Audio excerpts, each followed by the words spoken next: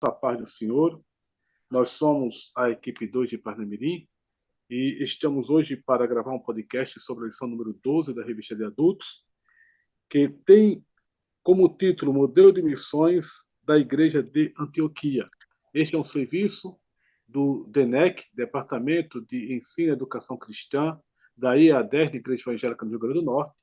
O DENEC é coordenado pelo pastor Reinaldo Otilo e a IADER está sob o pastoreio do pastor Martim Alves.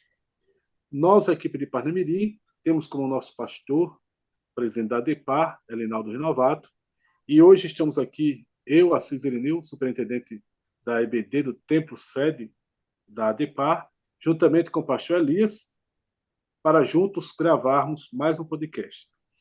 O título da lição de hoje é o modelo de missões da Igreja de Antioquia. Mas antes de prosseguir, já quero passar para o meu colega, o pastor Elias, para que ele dê as saudações iniciais.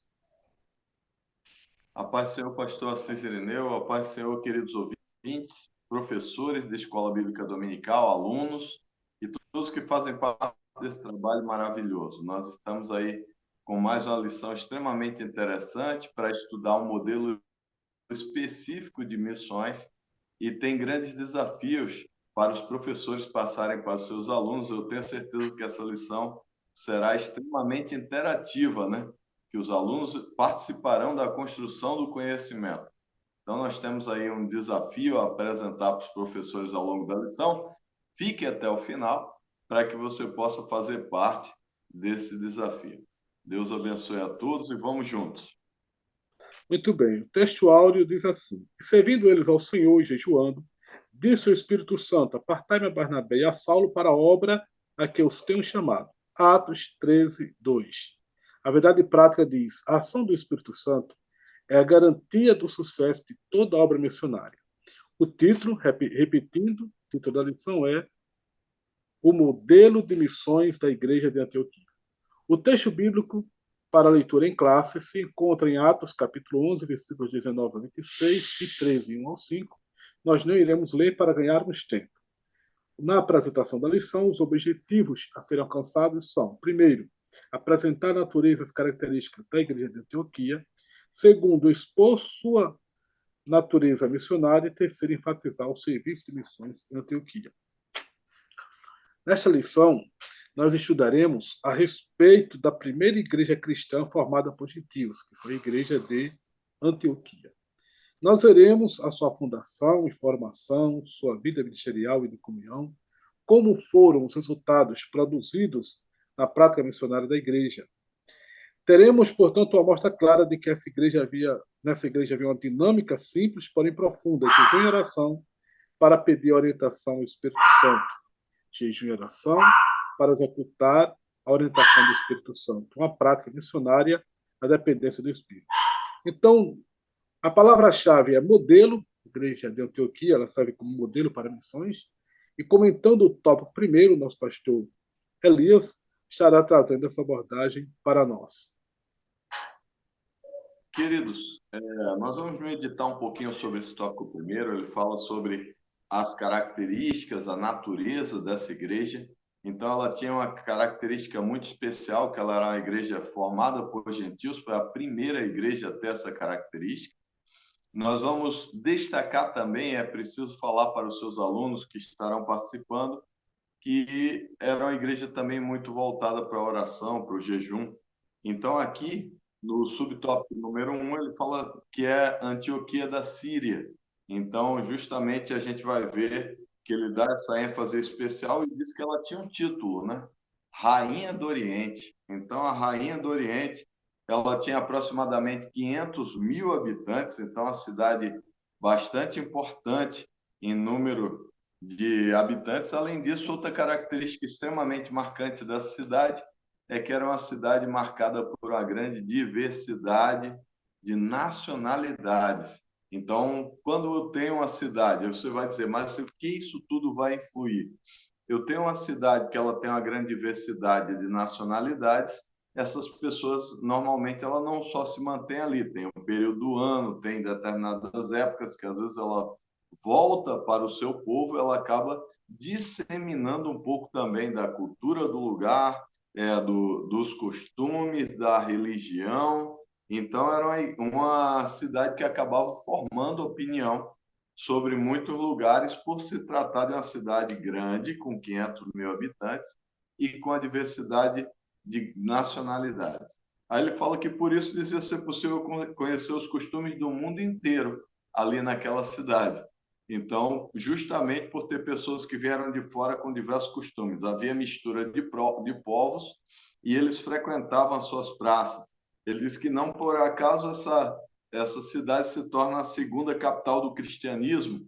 Então, depois de Jerusalém, ela se torna a cidade que se destaca muito e leva também o rótulo aí de sede de missões da Igreja Cristã. Então, vejam bem que é preciso contextualizar geograficamente essa cidade em número de habitantes, na diversidade de nações que havia ali e também na importância dela para o cristianismo. Aí ele vai falar que, além disso, que por isso o evangelista Lucas altera o foco da sua narrativa, né? E centraliza, que antes era centralizado em Jerusalém, mas agora, com esse ministério dos gentios, ele também vai abranger mais a parte de Antioquia da Síria. Por que ele fala isso aí? Porque também havia Antioquia da Pisídia, como é mencionado em Atos 13 e 14. Então, nós vemos que é mais de uma Antioquia, mas a Antioquia que está em foco aqui é a Antioquia da Síria.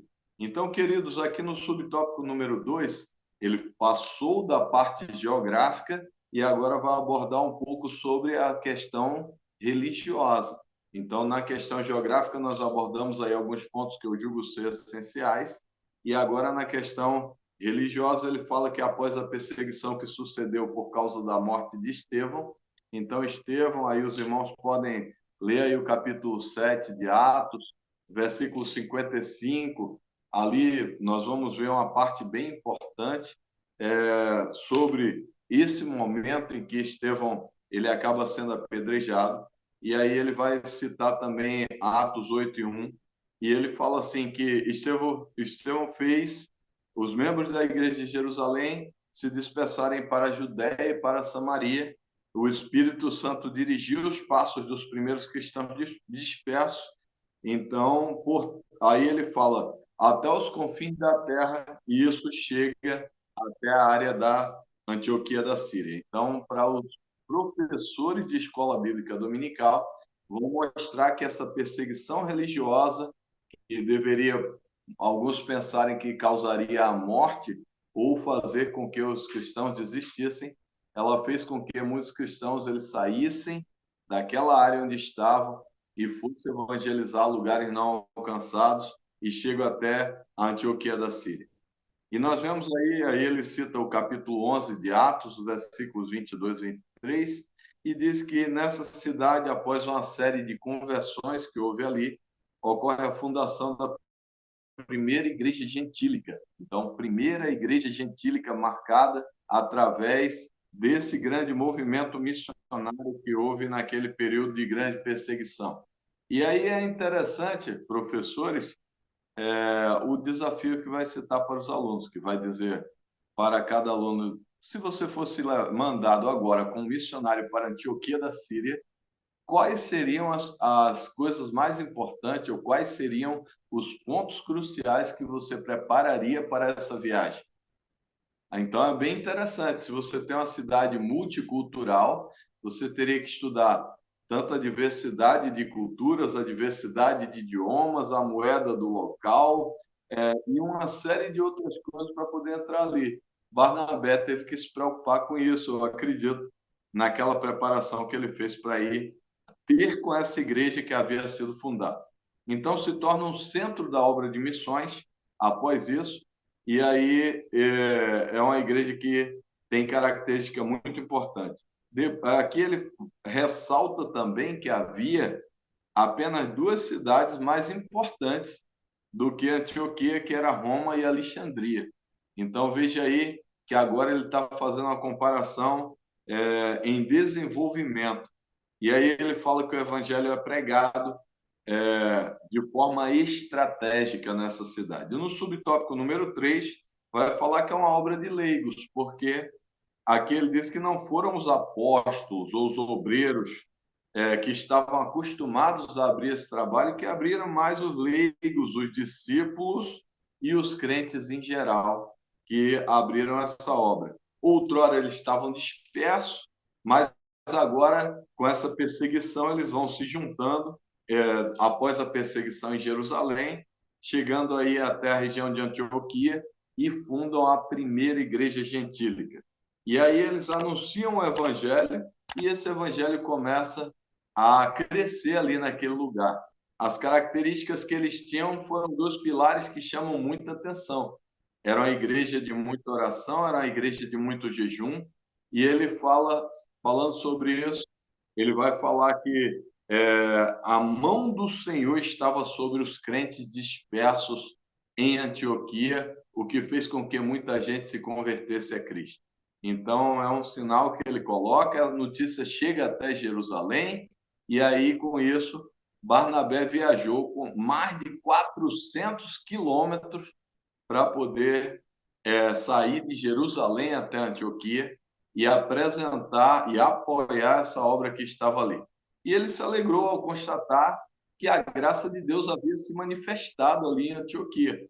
Então, ele exortou aquela igreja, formada por aquelas pessoas que estavam ali, que permanecessem firmes na presença do Senhor, permanecessem firmes naquilo que foram chamados. Então, é muito interessante que é a primeira vez que os discípulos da igreja em Antioquia foram chamados de cristãos. Então, esse termo cristãos, que agora está bem banalizado, né? Tem gente que até usa o termo cristão, dizer eu sou cristão por moda, mas naquela época mostrava característica de um povo de muita oração, de muito jejum, de muita dedicação, de muito quebrantamento. Então, quando eu dizia que era um seguidor de Cristo, significava aceitar um rótulo de alguém que seria provavelmente perseguido. Então, não era algo fácil. Então, destaque isso com a sua sala de aula. Muito bem, então nós vimos aí o comentário sobre a igreja de Antioquia, sua natureza, suas características. E aqui no tópico 2, o autor continua abordando, tratando de Antioquia como uma igreja missionária em ação. Isso começa com um destaque para alguns profetas e doutores que havia na liderança daquela igreja.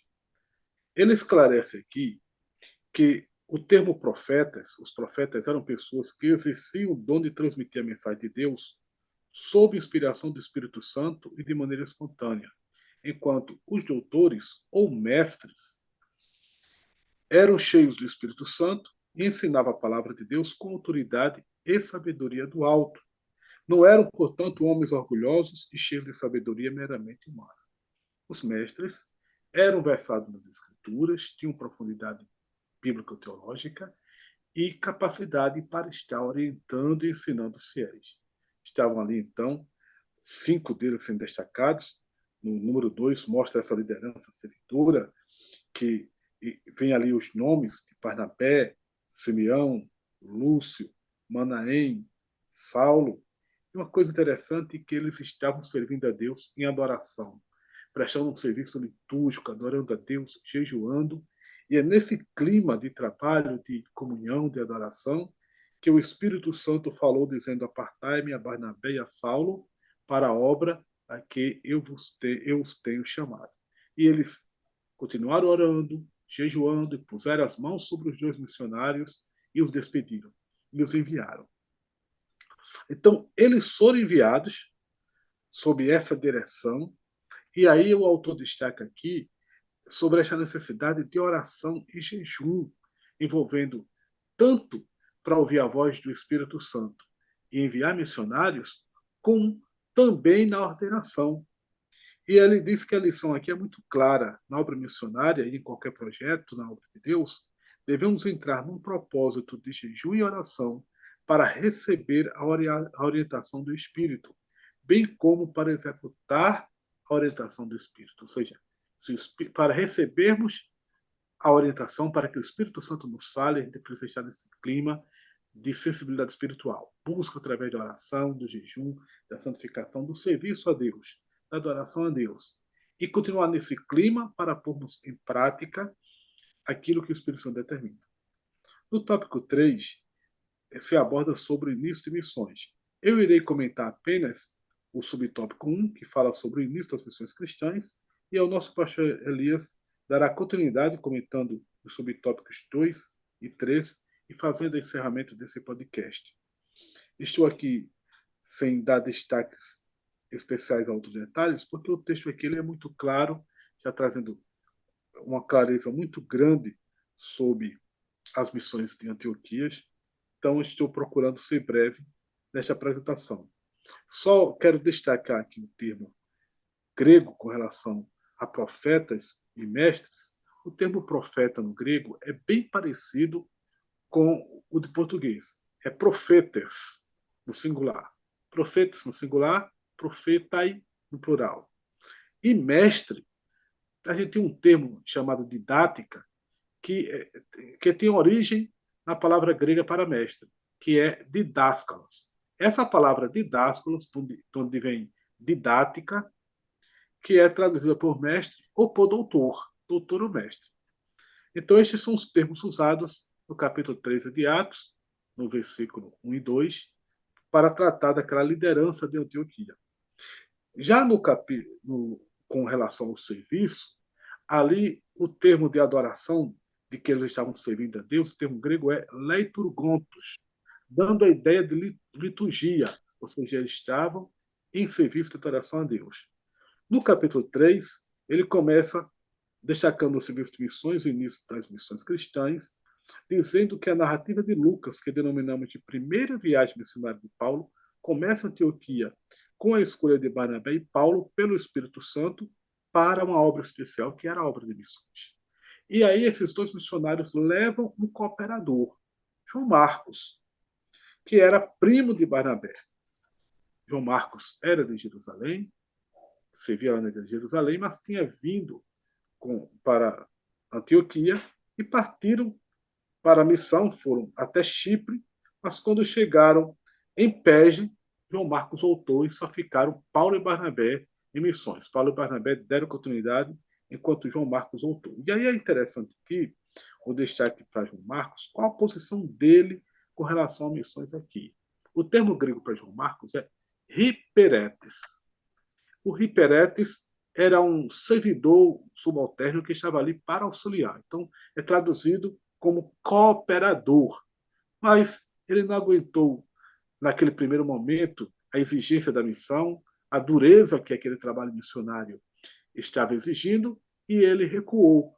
Posteriormente, João Marcos se tornou muito útil, realizou missões, se tornou o escritor do nosso segundo evangelho lá da Bíblia, né? Muito importante.